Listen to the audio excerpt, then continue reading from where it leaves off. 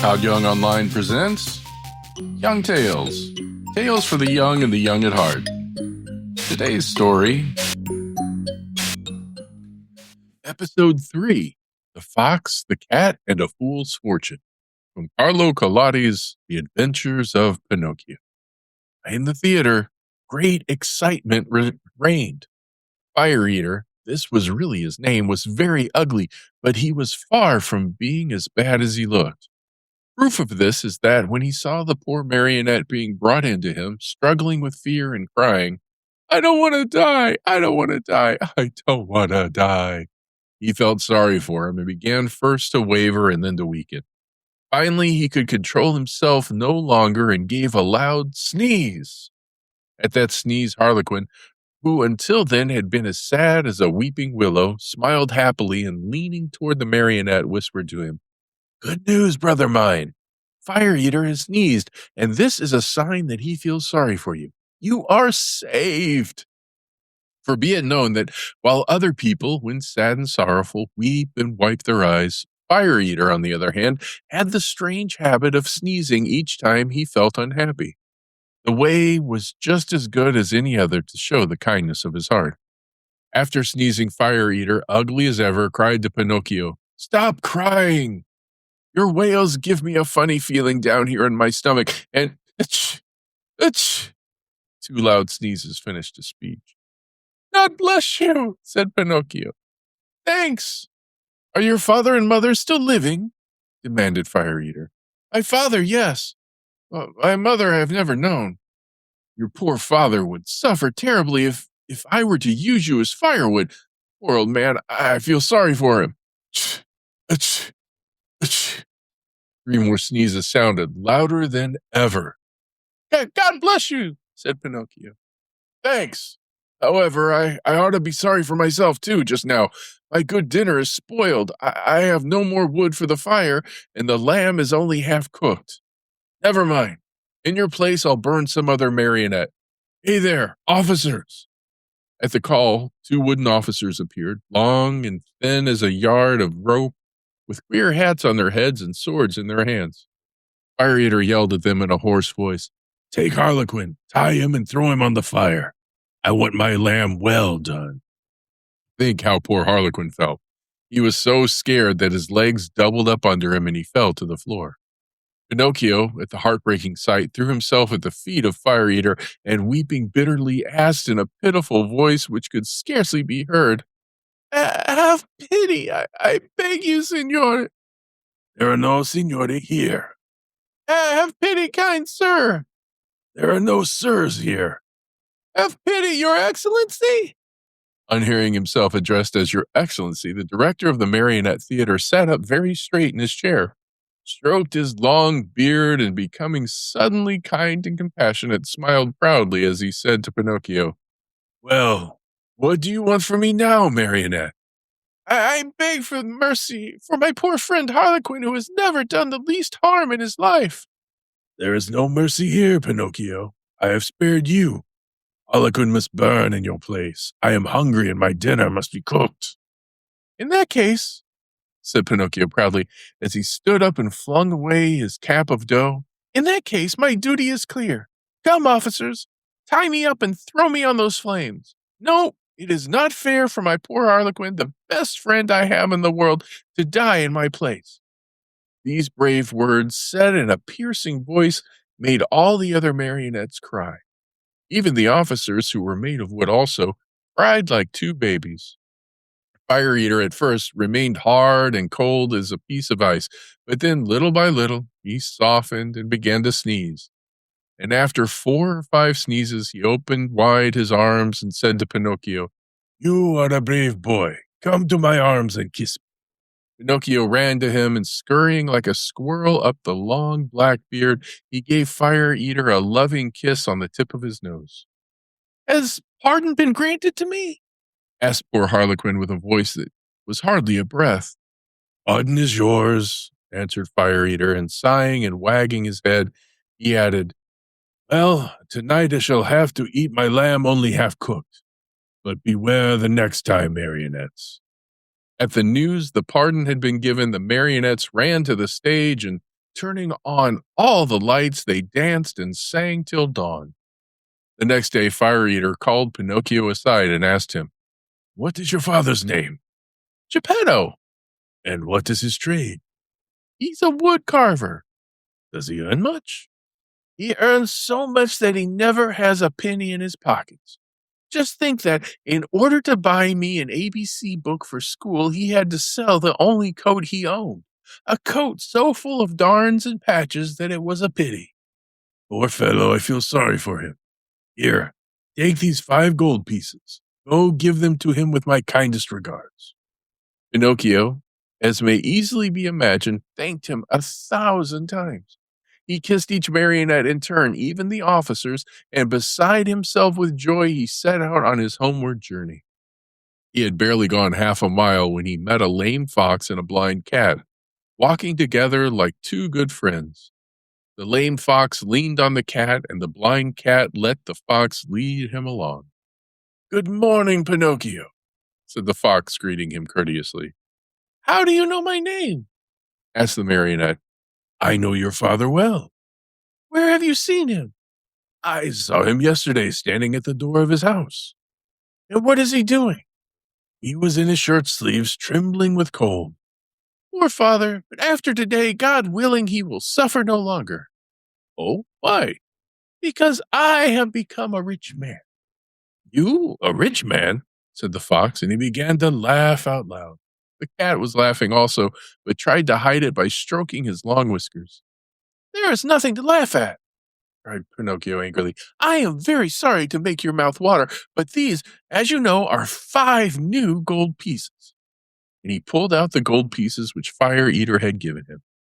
At the cheerful tinkle of the gold, the fox unconsciously held out his paw that was supposed to be lame, and the cat opened wide his 2 eyes till they looked like live coals, but he closed them again so quickly that Pinocchio did not notice. "May I ask?" inquired the fox. "What are you going to do with all that money?" "First of all," answered the marionette, "I want to buy a fine new coat for my father, a coat of gold and silver with diamond buttons. After that, I'll buy an ABC book for myself." "For yourself?" "For myself. I want to go to school and study hard." "Look at me," said the fox. "For the silly reason of wanting to study, I have lost a paw." "Look at me," said the cat. "For the same foolish reason, I have lost the sight of both eyes." At that moment, a blackbird, perched on the fence along the road, called out sharp and clear, "Pinocchio, do not listen to bad advice. If you do, you'll be sorry." Poor little blackbird, if he had only kept his words to himself. In the twinkling of an eyelid, the cat leaped on him and ate him, feathers and all. After eating the bird, he cleaned his whiskers, closed his eyes, and became blind once more. "Poor blackbird," said Pinocchio to the cat. "Why did you kill him?" "I killed him to teach him a lesson. He talks too much. Next time he will keep his words to himself." By this time, the 3 companions had walked a long distance. Suddenly, the fox stopped in his tracks and, turning to the marionette, said to him, "Do you want to double your gold pieces?" "What do you mean?" "Do you want 100, 1,000, 2,000 gold pieces for your miserable 5? "Yes, but how?" "The way is very easy. Instead of returning home, come with us." "And where will you take me?" "To the city of Simple Simons." Pinocchio thought a while, and then he said firmly, "No, I don't want to go. Home is near, and I'm going where father is waiting for me. How unhappy he must be that I have not yet returned. I have been a bad son, and the talking cricket was right. He said that a disobedient boy cannot be happy in this world. I have learned this at my own expense. Even last night in the theater, when Fire Eater, oh, the shivers run up and down my back at the mere thought of it." "Well then," said the fox, "if you really want to go home, go ahead, but you'll be sorry." "You'll be sorry," repeated the cat. "Think well, Pinocchio. You are turning your back on Dame Fortune." "On Dame Fortune," repeated the cat. "Tomorrow your 5 gold pieces will be 2,000. 2,000, repeated the cat. "But how can they possibly become so many?" asked Pinocchio wonderingly. I'll explain, said the fox. You must know that just outside the city of Simple Simons, there is a blessed field called the Field of Wonders. In this field, you dig a hole, and in the hole, you bury a gold piece. After covering up the hole with the earth, you water it well, sprinkle a bit of salt on it, and go to bed. During the night, the gold piece sprouts, grows, blossoms, and next morning you find a beautiful tree that is loaded with gold pieces. So that if I were to bury my 5 gold pieces, cried Pinocchio with growing wonder, next morning I should find how many? It is very simple to figure out, answered the fox. Why, you can figure it out on your fingers. Granted that each piece gives you 500. Multiply 500 by 5. Next morning you will find 2,500 new sparkling gold pieces. Fine, fine, cried Pinocchio, dancing about with joy. And as soon as I have them, I shall keep 2,000 for myself, and the other 500 I'll give to you two. A gift for us? Cried the fox, pretending to be. Well, of course not. Of course not, repeated the cat. We do not work for gain, answered the fox. We only work to enrich others. To enrich others, repeated the cat. What good people, Pinocchio thought to himself, and forgetting his father, the new coat, the ABC book, and all his good resolutions, he said to the fox and cat, Let us go. I am with you. Cat and fox and marionette walked and walked and walked. At last, toward evening, dead tired, they came to the inn of the Red Lobster. Let us stop here for a while, said the fox, to eat a bite and rest for a few hours. At midnight we'll start out again. For at dawn tomorrow we must be at the Field of Wonders. They went into the inn, and all three sat down at the same table. However, not one of them was very hungry. Excuse me. The poor cat felt very weak, and he was able to eat only 35 mullets with tomato sauce and 4 portions of tripe with cheese. Moreover, he was so in need of strength, he had to have 4 more helpings of butter and cheese. The fox, after a great deal of coaxing, tried his best to eat a little. The doctor had put him on a diet. He had to be satisfied with a small hare dressed with a dozen young, tender spring chickens. After the hare, he ordered some partridges, a few pheasants, a couple of rabbits, and a dozen frogs and lizards. That was all. He felt ill, and he said he could not eat another bite. Pinocchio ate the least of all. He asked for a bite of bread and a few nuts, and then hardly touched them. The poor fellow, with his mind on the Field of Wonders, was suffering from a gold piece indigestion. Supper over, the fox said to the innkeeper, Give us 2 good rooms, one for Mr. Pinocchio and the other for me and my friend. Before starting out, we'll take a little nap. Remember to call us at midnight sharp, for we must continue on our journey. Yes, sir, answered the innkeeper, winking in a knowing way at the fox and the cat as if to say, I understand. As soon as Pinocchio was in bed, he fell fast asleep and began to dream. He dreamed he was in the middle of a field. The field was full of vines, heavy with grapes. The grapes were no other than gold coins, which twinkled merrily as they swayed in the wind. They seemed to say, Let him who wants us take us.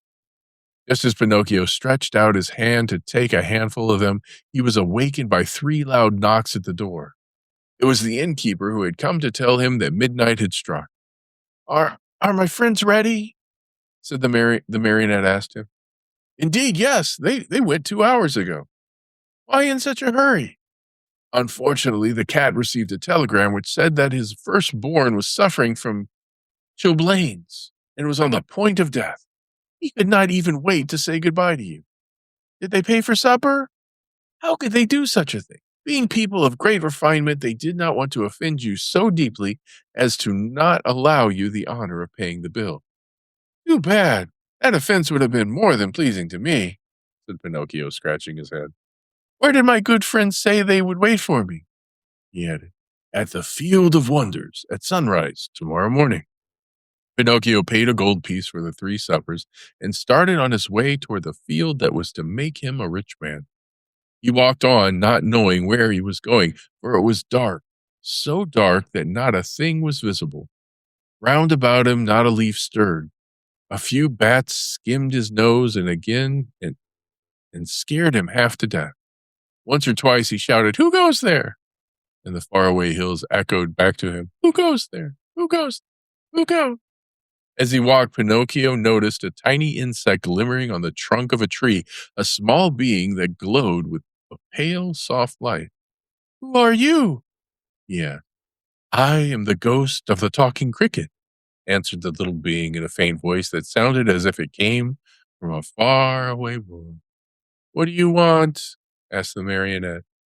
"I want to give you a few words of good advice. Return home and give the 4 gold pieces you have left to your poor old father who is weeping because he has not seen you for many a day. Tomorrow my father will be a rich man, for these 4 gold pieces will become 2,000. Don't listen to those who promise you wealth overnight, my boy. As a rule, they are either fools or swindlers. Listen to me and go home." "But I want to go on." "The hour is late." "I want to go on." "The night is very dark." "I want to go on." "The road is dangerous." "I want to go on." Remember that boys who insist on having their own way sooner or later come to grief. "The same nonsense. Goodbye, Mr. Cricket." "Good night, Pinocchio, and may heaven preserve you from the assassins." There was silence for a minute, and the light of the talking cricket disappeared suddenly, just as if someone had snuffed it out. Once again, the road was plunged in darkness. "Dear, oh dear, when I come to think of it," said the marionette to himself as he was once more set out on his journey, "we boys are really very unlucky. Everybody scolds us, everybody gives us advice, and everybody warns us. If we were to allow it, everyone would try to be father and mother to us. Everyone, even the talking cricket. Take me, for example. Just because I would not listen to that bothersome cricket, who knows how many misfortunes may be awaiting me? Assassins, indeed. At least I have never believed in them, nor ever will. To speak sensibly, I think assassins have been invented by fathers and mothers to frighten children who want to run away at night. And then, even if I were to meet them on the road, what matter? I'll just run up to them and say, 'Well, signore, what do you want? Remember that you can't fool with me. Run along and mind your business.' At such a speech, I can almost see those poor fellows running like the wind, but in case they don't run away, I can always run myself." Pinocchio was not given time to argue any longer, for he thought he heard a slight rustle among the leaves behind him.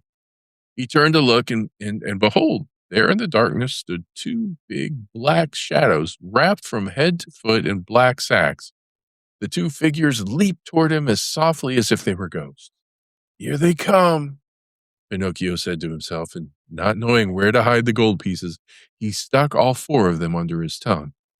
He tried to run away, but hardly had he taken a step when he felt his arms grasped and heard 2 terrible, deep voices say to him, "Your money or your life." On account of the gold pieces in his mouth, Pinocchio could not say a word, so he tried with his head and hands and body to show as best as he could that he was only a poor marionette without a penny in his pocket. "Come, come, less nonsense, and out with your money," cried the 2 thieves in threatening voices. Once more, Pinocchio's head and hands said, "I haven't a penny." "Out with your money, or you're a dead man," said the taller of the 2 assassins. "Dead man," repeated the other. "And after having killed you, we will kill your father also." "Your father also?" "No, no, no, not my father," cried Pinocchio, wild with terror, but as he screamed, the gold pieces tinkled together in his mouth. "Ah, you rascal, so that's the game. You have the money hidden under your tongue. Out with it." But Pinocchio was as stubborn as ever. "Are you deaf? Wait, young man, we'll get it from you in a twinkling." One of them grabbed the marionette by the nose and the other by the chin, and they pulled him unmercifully from side to side in order to make him open his mouth. All was of no use. The marionette's lips might have been nailed together. They would not open. In desperation, the smaller of the 2 assassins pulled out a long knife from his pocket and tried to pry Pinocchio's mouth open with it. Quick as a flash, the marionette sank his teeth deep into the assassin's hand, bit it off, and spat it out. Fancy his surprise when he saw that it was not a hand, but a cat's paw. Encouraged by this victory, he freed himself from the claws of the assailers and, leaping over the bushes along the road, ran swiftly along the fields. His pursuers were after him at once, like two dogs chasing a hare. After running 7 miles or so, Pinocchio was well nigh exhausted. Seeing himself lost, he climbed up a giant pine tree and sat there to see what he could see. The assassins tried to climb also, but they slipped and fell. Far from giving up the chase, this only spurred them on. They gathered a bundle of wood, piled it at the foot of the pine, and set fire to it. In a twinkling, the tree began to sputter and burn like a candle blown by the wind. Pinocchio saw the flames climb higher and higher. Not wishing to end his days as a roasted marionette, he jumped quickly to the ground and off he went, the assassins close to him as before. Dawn was breaking when, without any warning whatsoever, Pinocchio found his path barred by a deep pool full of water the color of muddy coffee. What was there to do? With a 1, 2, 3, he jumped clear across it. The assassins jumped also, but not having measured their distance well, splash! They fell right into the middle of the pool. Pinocchio, who heard the splash and felt it, cried out, laughing but never stopping in his race. A pleasant bath to you, signore! He thought they must surely be drowned and turned his head to see, but there were two somber figures still following him, though their black sacks were drenched and dripping with water. As he ran, the marionette felt more and more certain that he would have to give himself up into the hands of his pursuers. Suddenly he saw a little cottage gleaming white as snow among the trees of the forest. If I have enough breath left with which to reach that little house, I might be saved, he said to himself. Not waiting another moment, he darted swiftly through the woods, the assassins still after him. After a hard race of almost an hour, tired and out of breath, Pinocchio finally reached the door of the cottage and knocked. No one answered. He knocked again, harder than before, for behind him he heard the steps and the labored breathing of his persecutors. The same silence followed. As knocking was of no use, Pinocchio, in despair, began to kick and bang against the door as if he wanted to break it. At the noise, a window opened and a lovely maiden looked out. She had azure hair and a face white as wax. Her eyes were closed and her hands crossed on her breast. With a voice so weak that it could hardly be heard, she whispered, No one lives in this house. Everyone is dead. Won't you at least open the door for me? Cried Pinocchio in a beseeching voice. I am also dead. Dead? What are you doing at the window then? I am waiting for the coffin to take me away. After these words, the little girl disappeared and the window closed without a sound. Oh, lovely maiden with azure hair, cried Pinocchio. Open, I beg of you. Take pity on a poor boy who is being chased by two assassins. He did not finish, for the two powerful hands grasped him by the neck, and the same two horrible voices growled threateningly, Now we have you. The marionette, seeing death dancing before him, trembled so hard that the joints of his legs rattled and the coins tinkled under his tongue. Well, the assassins asked, will you open your mouth or not? Ah, you do not answer. Very well. This time you shall open it. Taking out two long, sharp knives, they struck the two heavy blows on the marionette's back. Happily for him, Pinocchio was made of very hard wood, and the knives broke into 1,000 pieces. The assassins looked at each other in dismay, holding the handles of the knives in their hands. I understand, said one of them to the other. There is nothing left to do now but to hang him. To hang him, repeated the other. They tied Pinocchio's hands behind his shoulders and slipped the noose around his neck.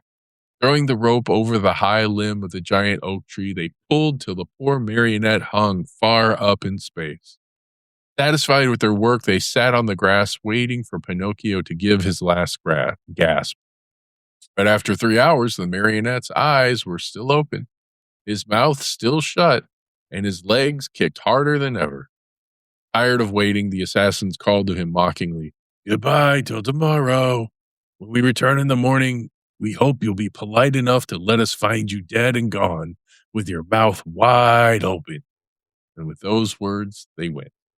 A few A few minutes went by, and then a wild wind started to blow. As it shrieked and moaned, the poor little sufferer was blown to and fro like the hammer of a bell. The rocking made him seasick, and the noose became tighter and tighter, choked him, and little by little, a film covered his eyes. Death was creeping nearer and nearer, and the marionette still hoped for some good soul to come to his rescue, but no one appeared. As he was about to die, he thought of his poor father, and hardly conscious of what he was saying, murmured to himself, "Oh, father, dear father, if you were only here." These were his last words. He closed his eyes, opened his mouth, stretched out his legs, and hung there as if he were dead. And here's where we end for today. Young Tales is produced and narrated by Todd Young from Todd Young Online. If you enjoyed this, please like and subscribe and join us next time for another story. Thank you for your support.